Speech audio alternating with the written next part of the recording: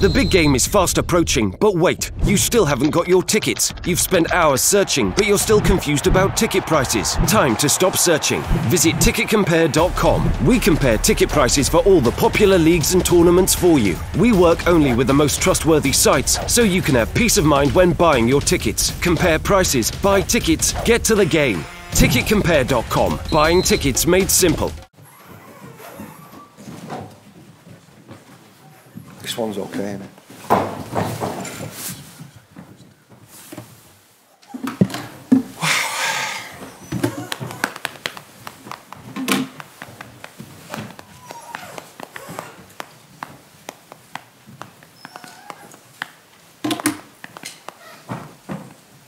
Was that strange an evening for you as it was for the rest of us?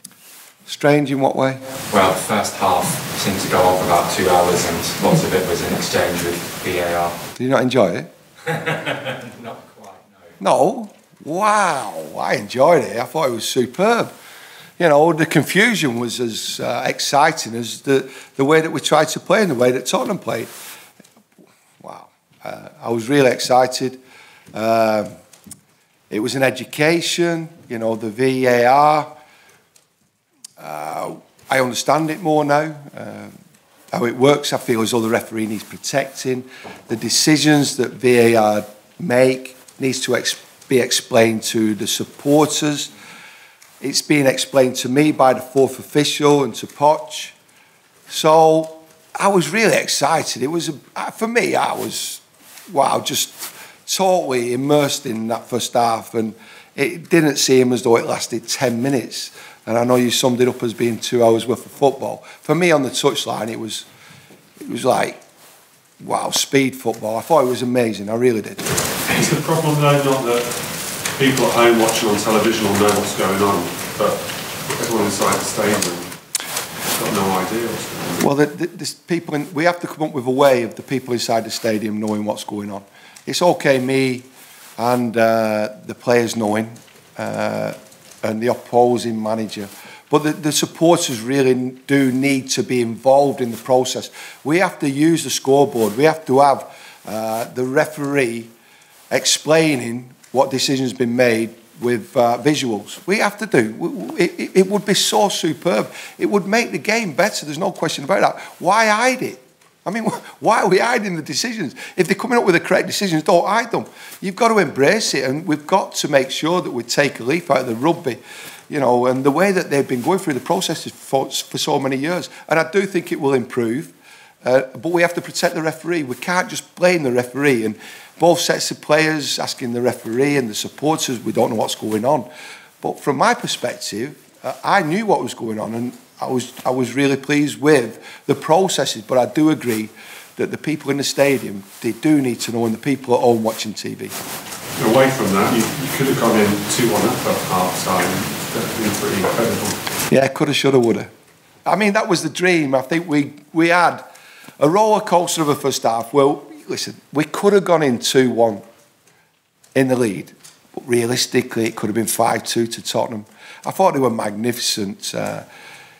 They were brilliant, you know, and from my perspective, there's no shame in the way that we tried to play, no embarrassment in the scoreline. In fact, the scoreline is relatively, you know, unimportant to me. It's just a question of learning from that game, not the game that we played at Scotland, that game tonight. I'll use that game, you know, for the remainder of the season, and hopefully one day we'll get the chance to play against similar opposition again. Because for me, like I said, I was immersed in it. I really enjoyed it. Really proud of the players. We made mistakes in the second half. We made mistakes in the first half, but they'll be forgiven because they tried to play a game of football instead of a game of almost like protecting yourself. What are you protecting yourself for? You're going to get beat. So for me, the scoreline was going to be that if we'd sat deeper and maybe a little bit more. But we took them on, tried taking the game to the opponents in the first half, rode our luck a little bit. But if we'd been a little bit luckier, we might have gone 2-1 in. Keith, that desire and fight that you showed over 180 minutes against one of the best teams in the country, you must want to bottle that up and bring it into the league. Yes, there's no question about that. And I keep saying this, I've got no embarrassment of where we are in the league. You know, we're a business. What I do, part of my job is a business. Yes, you have to win football matches as a manager. I'm very aware of that. But the processes that we're going through, we're trying to build another side. I think it's evident. We've lost so many players over the last 3 years since gaining promotion that have held us in good stead in League One. We're playing some great football in League One, but our conversion ratio this season is nowhere near what it has been over the last 3 seasons in League One. We scored on average between 65 and 75 league goals per season, and we're nowhere near that at this moment in time. So we have to make sure that we're more ruthless in front of the goal.